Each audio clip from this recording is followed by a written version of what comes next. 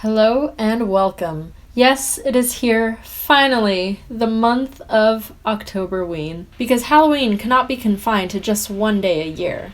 Oh no.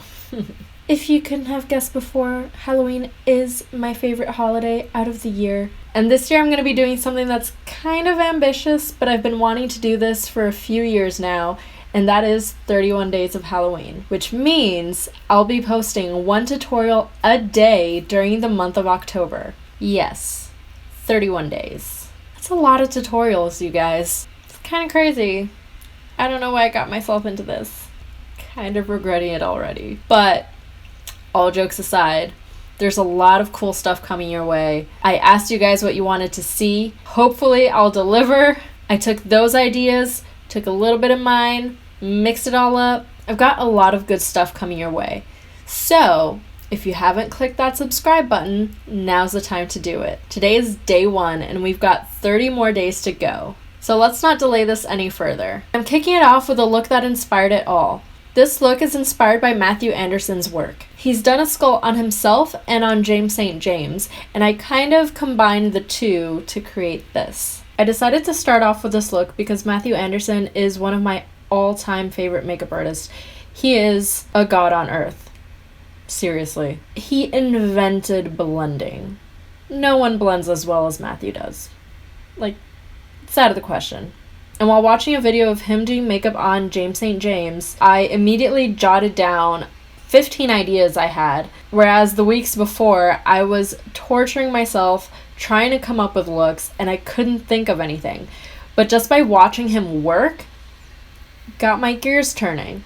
So I thought it was only fitting that I start off with a look based on his work. Let's get to it, shall we? Welcome to my bare face and my puffy hair. Okay, first step, covering up your eyebrows. If you want to see an in-depth tutorial on how I do this, I'm going to link it up here and down below so you can check it out. Then I'm going to start sketching everything out with a MAC lip pencil in the color Beat. I'm basically just tracing all my bones. And I know this may sound weird, but anywhere that you have a dip in your face, so where there's a hollow part in your face, you want to trace that. Once I have all the lines down, I'm starting to blend them out with a flat synthetic brush. This look is really about working in layers, and it's using a method that I don't typically do. I don't typically use just cream products for my looks. I much prefer to use powders when blending, but this is Matthew's method and I trust him, and the way he described it is working like an oil painter. So very light layers and a lot of layers to create depth and to create that beautiful, beautiful seamless blend.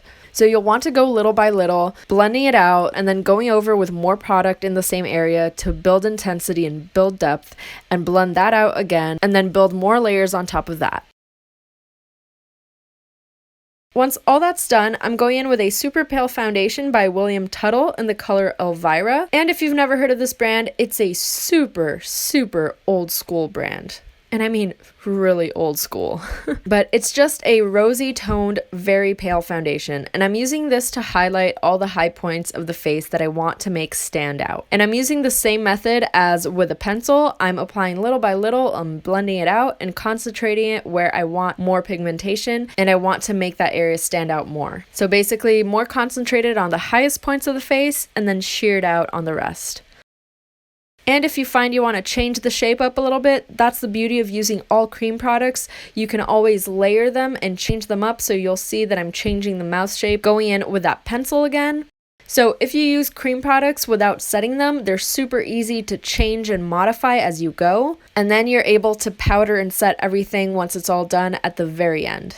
I personally don't use a lot of creams because for my creations, I find that creams are sometimes too slippery and sometimes I don't want to have the ability of changing the makeup as I go. I like something to be permanent and set where I place it. So it all depends on what you're trying to achieve. I will say that after doing this look in this method, it completely opened my mind to using creams more because they are a lot more forgiving and they do allow more layering. Once that part's done, I'm going in with the NYX SFX cream color in black. This is just a black grease paint, and I'm starting with very, very little on my brush, using the same technique as with the other products.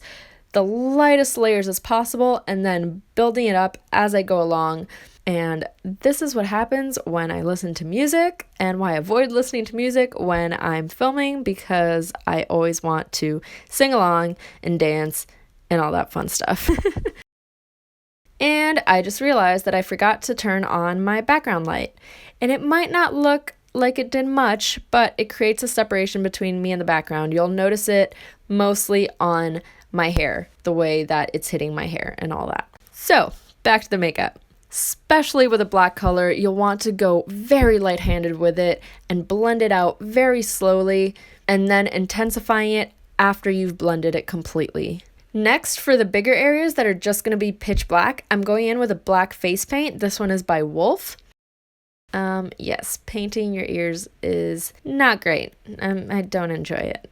You'll want to get the eye sockets, your cheek hole area, and everything else like your jaw and your neck. I'm also taking that face paint on a very small detail brush, and I'm using it to define some lines. But while it's still wet, I'm using that flat brush that I used to blend everything out and blending that color a little bit. Even though you can't really blend out face paints, this will help blend them out a tiny, tiny bit.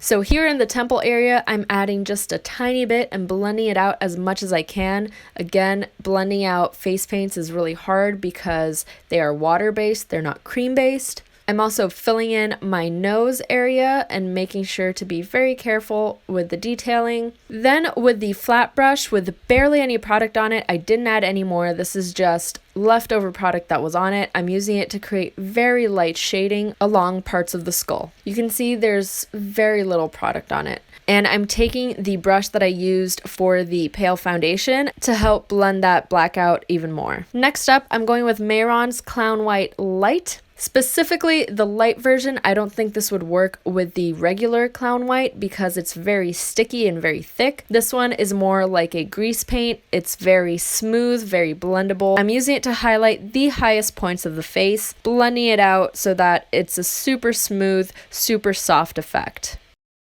Basically highlighting all the teeth and my chin, my eyebrows, my jaw. And here, as you can see, I wanted to add a bit more shading, so I went back in with that red pencil. So as you can see, it's all about working layers, going back and forth till you get it right.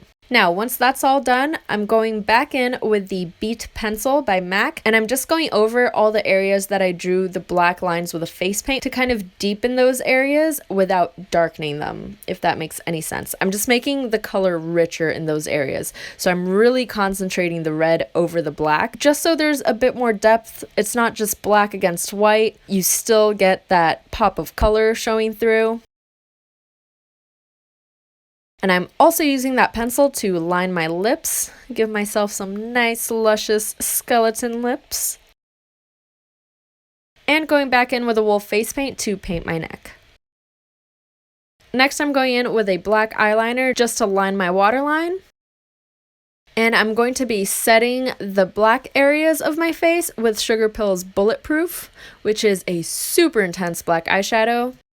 And I'll be setting the rest of my face with the Airspun Translucent Powder. The reason I'm not setting the black areas with this is because it leaves a little bit of color behind. Next, for my lips, I'm comboing the Smashbox Liquid Pigment in Bad Apple on the outline of my lips and the LA Girl Gloss Topper in the center.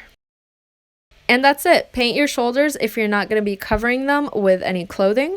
Paint your other ear, put on your flower, and you're done.